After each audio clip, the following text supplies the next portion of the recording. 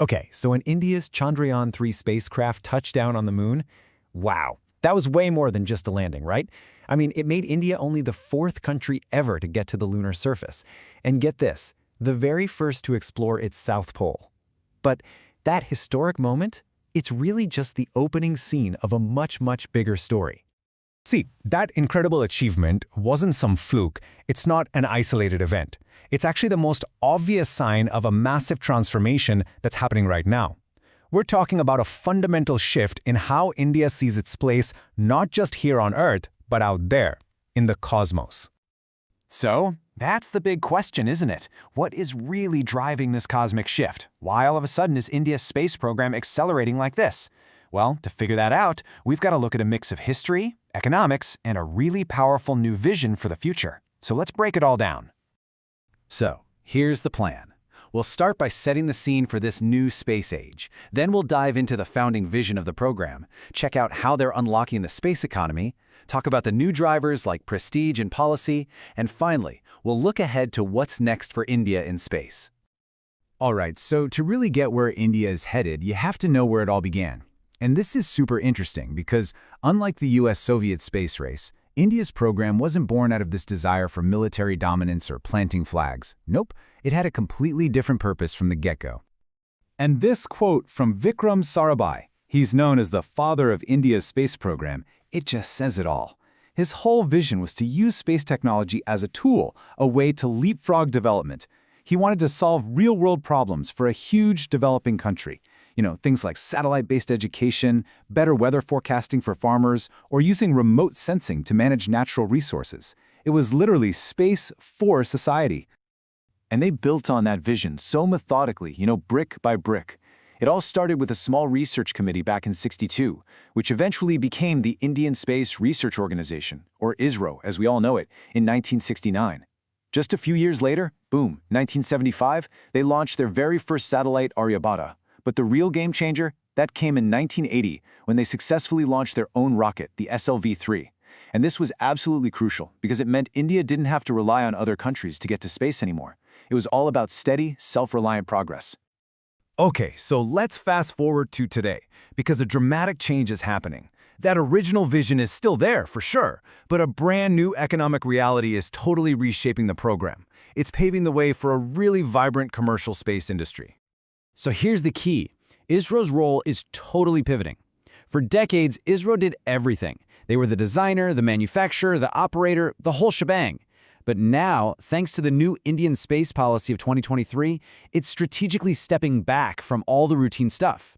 The new focus is on pure research, development, and those big, ambitious deep space missions. And that leaves the door wide open for the private sector to come rushing in. And to manage this whole new era, India created something called IN Space. The best way to think of it is like the new front door for India's entire space sector. It's a single agency, a one-stop shop designed to authorize, promote, and regulate everything private companies want to do in space. It just makes it so much easier for new players to get in the game. So, has this open-door policy had an impact? Oh yeah. The numbers tell you everything you need to know. In 2014, India had exactly one space startup. Just one.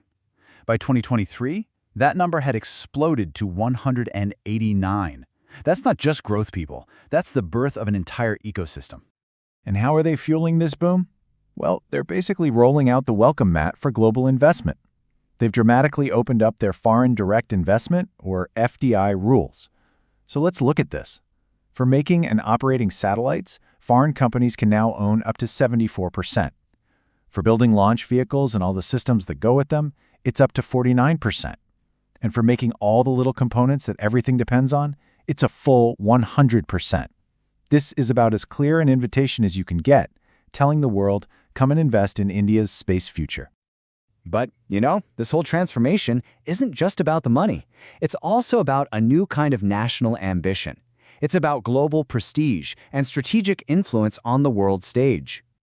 So we're seeing this really clear evolution from that original space for development idea. Now the goals have gotten bigger.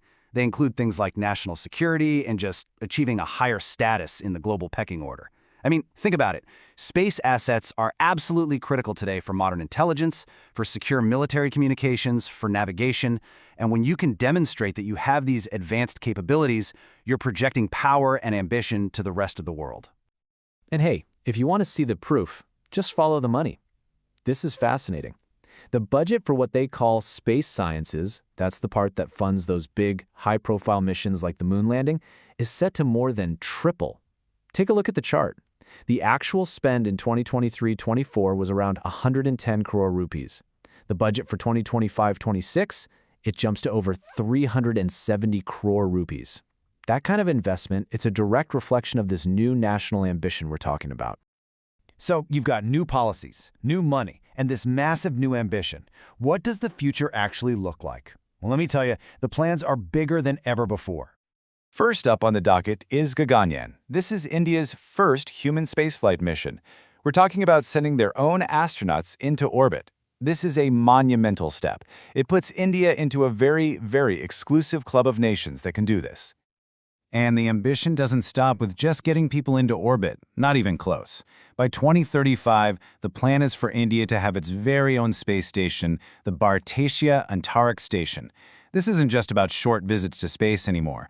This is about setting up a long-term presence up there for serious research and exploration. At the same time, India is really cementing its role as a key international partner. A perfect example is the NISAR mission. It's this super sophisticated Earth observation satellite that they're building jointly with NASA. When you're co-developing tech like this with NASA, it shows you're seen as a serious, valuable collaborator on the world stage. And all of this activity, it all comes back to creating enormous economic value. The target here is to grow India's space economy to a whopping $44 billion by 2033.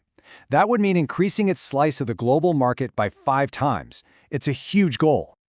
So, when you step back and look at the big picture, what we've seen is just a remarkable evolution. It's gone from a practical tool for helping a nation develop to a buzzing, cosmic marketplace and a powerful symbol of global ambition. And as India launches this whole new identity into orbit, it really does raise a big question for all of us, doesn't it? The final frontier is getting more and more crowded. So what does the rise of another major space power truly mean for the future of humanity in space?